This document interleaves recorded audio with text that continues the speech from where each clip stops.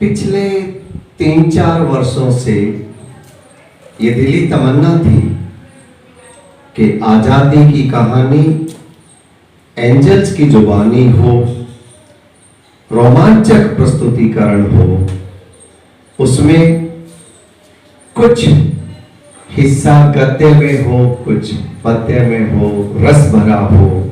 क्योंकि अक्सर इतिहास पढ़ते समय बच्चों की एक शिकायत रहती है कि उसमें रोमांच नहीं है, वो नीरस लगता है। तो कोशिश ये थी कि कोई ऐसा सहयोगी मिले जो इसमें रस भर सके, और आजादी की कहानी एंजल्स की जुबानी के प्रस्तुतिकरण में ये रस भरने का काम किया AMG भक्ति ने। आज हमारे साथ हैं लक्ष्मी नारायण जी। इनके सहयोग से ये काम पूरा हो पाया है और अब बहुत जल्दी आजादी की कहानी 15 एपिसोड में आपके सामने प्रस्तुत करने जा रहे हैं। मुझे पूरी उम्मीद है आपको पसंद आएगा। धन्यवाद।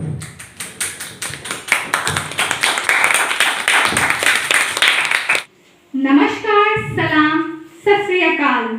स्पोर्टिंग एंजल प्रांगण से स्वतंत्रता दिवस की शुभकामनाओं के साथ मैं सुरभि अपने साथी शालिनी और शुभम के साथ आप सभी का हार्दिक अभिनंदन करती हूँ और प्रस्तुत करती हूँ आजादी की कहानी एंजल्स की जुबानी। साथ ही आप सभी को ये विश्वास दिलाती हूँ कि आजादी की कहानी के इस एपिसोड के बाद हम भारतीय इतिहास के झरोकों से कुछ सीखकर राष्ट्रभक्ति के लिए संकल्पित होकर जाएंगे। तो आइए स्पोर्टिंग एंजल एजुकेशनल स्पेक्ट्रम तथा AMG भक्ति द्वारा प्रस्तुत आजादी की कहानी एंजल्स की जुबानी की प्रस्तुति में आज हम विचार करेंगे कि वे कौन सी राजनीतिक परिस्थितियां थीं जिसके कारण भारत जैसी सभ्यता के ऊपर अंग्रेजों ने लगभग 200 वर्ष तक शासन किया। भारत को सोने की चिड़िया जिस जमाने में कहते थे वो बहुत पुराना जमाना था। अरब और ईरान के व्यापारी भारत से व्यापार करते थे, फिर माल लेकर यूरोप के देशों में जाते थे।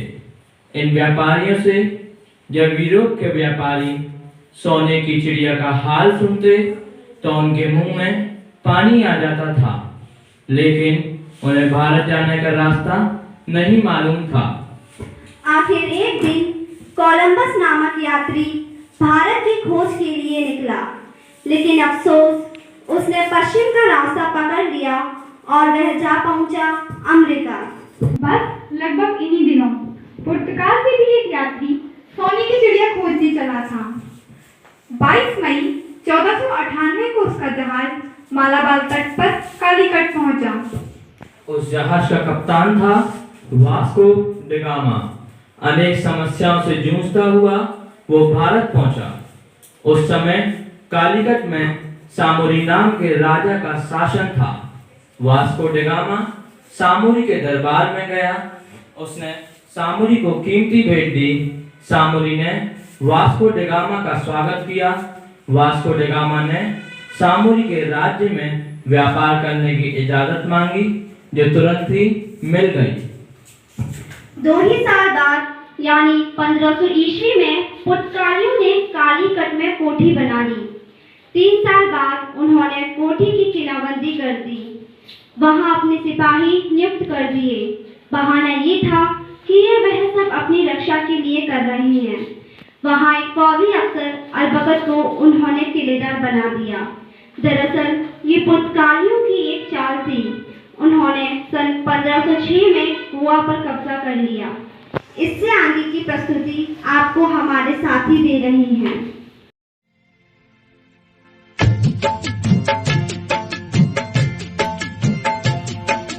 जय जय हिंद, जय जय हिंद, जय जय हिंद, जय जय हिंद, जय जय हिंद, जय जय हिंद।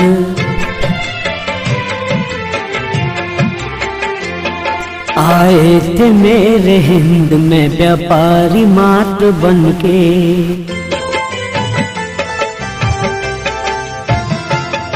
भारत की सरजमी पे काली कट के तट पे आए थे मेरे हिंद में व्यापारी मात्र बनके। लिया फूट का फायदा, लिया फूट का फायदा, राजा नवाब जंग से आए थे मेरे हिंद में व्यापारी मात्र बनके।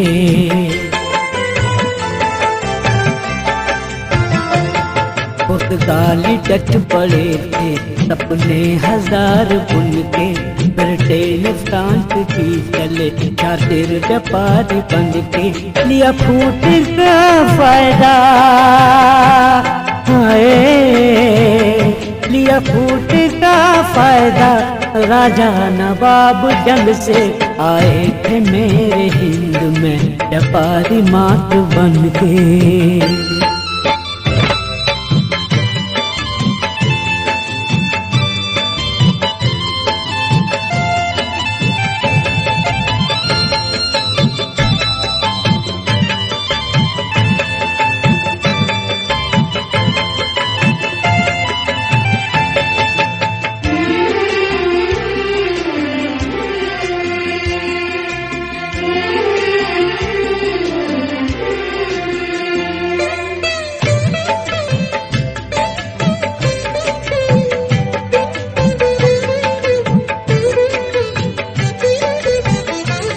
भारत की जो छवि थी मन उनके यूं ढली थी।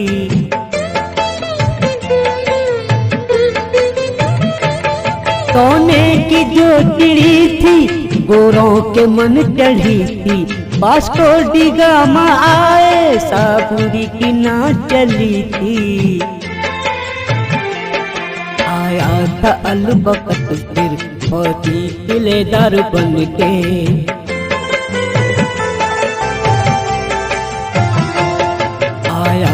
अलबकत फिर होती किलेदार बन के। हथियार लिया फिर गोवा, हथियार लिया फिर गोवा।